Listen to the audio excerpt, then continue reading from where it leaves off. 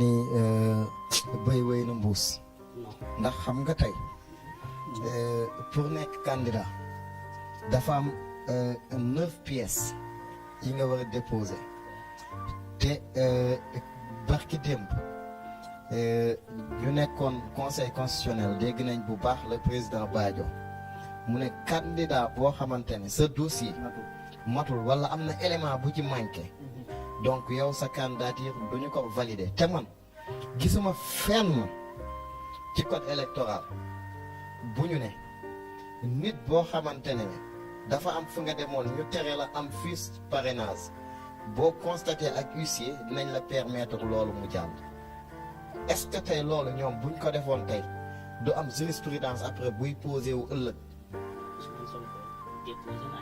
non xam nga dafa am lu ñu naan déposer des parrainages ak am fiche de parrainage Ousmane Sonko lan mooy numéro am ci parrainage. non loolu laay ne justice dafa joxe décision. waaw moom laa xam nga sànq wax naa la ci wax ma ne la décision de justice bi Sénégal ak feneen l'élégance la courtoisie ak le courage c'est de l'appliquer daf ko war a appliquer obligatoirement mais au moment où appliqué wuñ ko ba ñu toll fii ñu toll moom laa wax ba ñu toll fii ñu toll man je pense que pour le cas de Ousmane Sonko peut-être on dira d'autres élections peut-être mais élection 2024 man Ousmane Sonko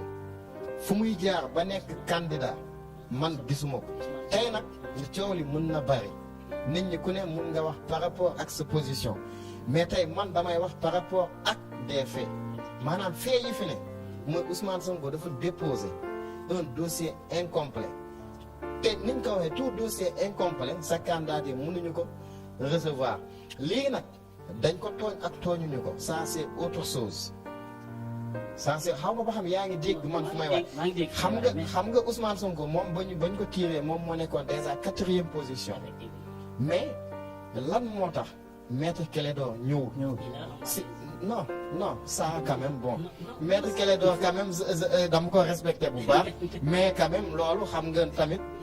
weesuwul caaxaan dafa xam nga lan moo tax ñëwul c'est pour toujours maintenir le suspense pour def ci bopp nit ñi que la candidature de Ousmane Sonko dafa war a jàll en attendant ñu xool le cas de Bassirou Diomaye Faye te gis nga tey waa Pastef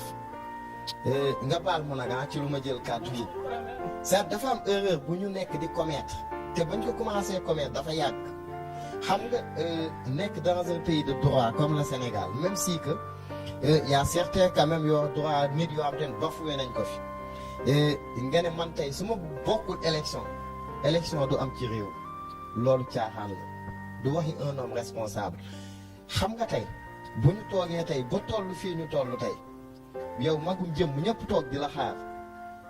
un avocat émérite kuy plaider ba international ñu évoquer question de malaise sëñ bi loolu caaxaan weesuwul loolu ma jeexal waaw non caaxaan weesuwul loolu ma jeexal foofu mooy mën nañ jaar nag fu leen neex fépp lépp loo xamante ne recours la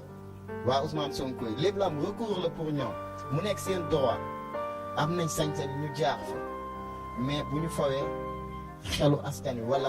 xelu militant yi